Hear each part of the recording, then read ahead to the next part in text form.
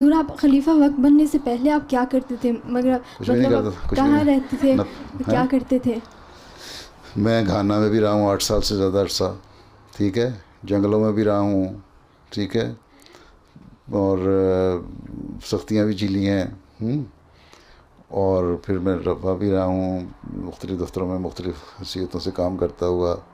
پھر جب میں آخری 3 4 5 سال خلافت سے پہلے اس کے بعد مجھے رابطے نے مجھے ناظر اعلیٰ پاکستان کا انجمن کا بنا دیا تھا. ناظر اعلیٰ تھا جو ساری پاکستان کی جماعتوں کو کنٹرول کرتا ہے، ٹھیک ہے. اور لیکن میں یہی کچھ تھا، میرا روٹین یہ بہرحال نہیں تھی، آرام سے میں جاتا تھا، پھرتا تھا، سیر کرتا تھا. فطرتاً میں مطلب ویسے ہی پسند کرنے والا ہوں ذمہ داری کو، کام کرتا تھا ہاتھ سے، اپنی فصلیں بھی دیکھتا تھا، لگاتا تھا، ٹریکٹر بھی چلا لیتا تھا.